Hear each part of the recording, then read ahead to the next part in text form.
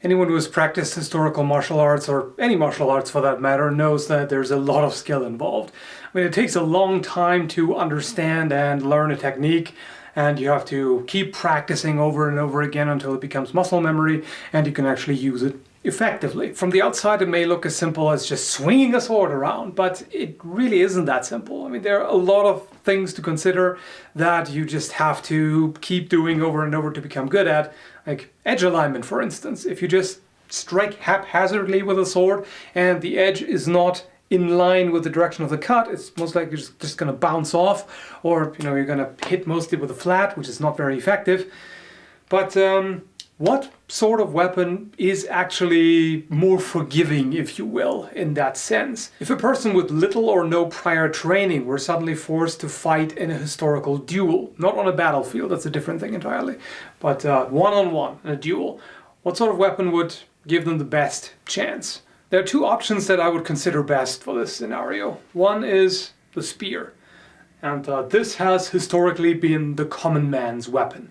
But at the same time, it has also been the king of the battlefield, in the sense of being the most popular weapon on battlefields throughout history. In all regions, this has always been around, and there are many good reasons for it.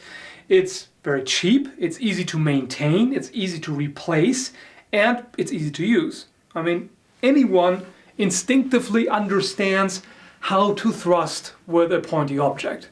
It's pretty simple. If you're more trained, you'll know to use your body more to get extra power, but the basics are really simple. I mean, the thrust is the most straightforward, simplest, and one of the most effective attacks you can possibly execute. And then you have the huge advantage of reach. And a spear can cover an enormous distance pretty easily. And that is significant because it means you will be able to attack them, if they have a shorter weapon, before they have any chance to reach you. If I'm facing someone with a sword, they have to be at about this distance, maybe, where the spear point is right now. Maybe a bit longer, depending on the exact type of sword. But before they can get here, they have to get past my point.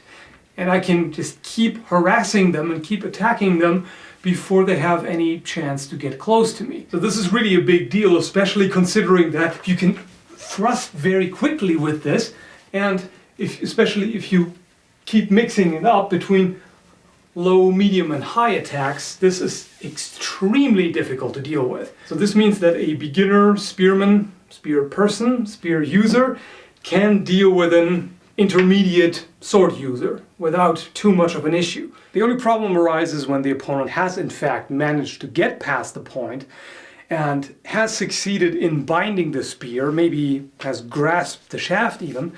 Then it gets difficult, and that's where a beginner will be pretty much lost, because they just won't have the training and experience to know how to deal with that. There are ways to deal with it when somebody is closing in, but it's more challenging. The other good option I see when lack of training is an issue is shield and flanged mace, or any kind of mace, really.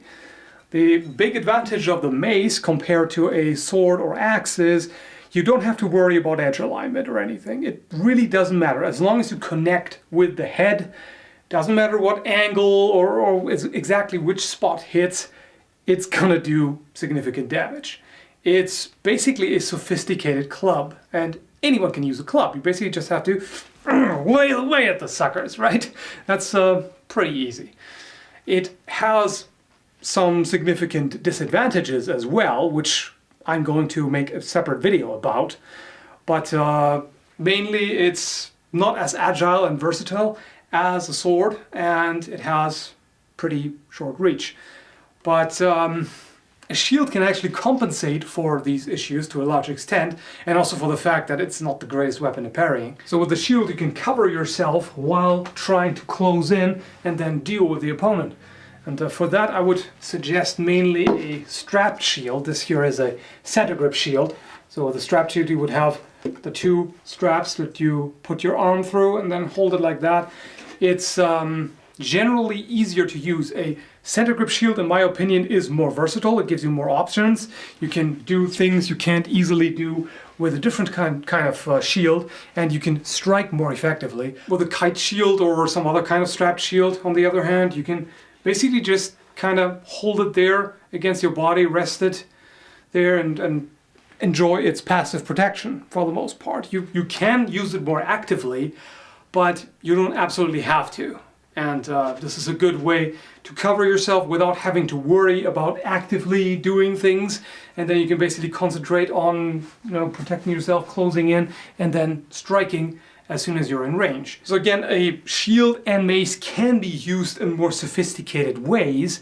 There's more to it than just hitting like a caveman, stereotypical caveman. But you can get away with poor technique and lack of tactical skill more so with something like this or a spear than with, say, a sword. So let us know, what do you think is the most forgiving, easiest to use, and most noob-friendly, if you will, weapon? And minus firearms. Let's not talk about those. A lot of people have misconceptions about those. They seem to think that it's super easy to kill with a firearm, but they consistently underestimate how much training and consistent practice it takes to actually hit accurately and consistently with a firearm. And especially when the opposition also has firearms, you really have to be good at tactical maneuvering, moving from cover to cover, quick decision making, fast reaction time, all of that. So it does require quite a bit more than people generally think. But so let's focus on melee weapons for this. So yeah. Thoughts, opinions, experiences, all of that good stuff down below in the crotch section. Well, thanks for watching.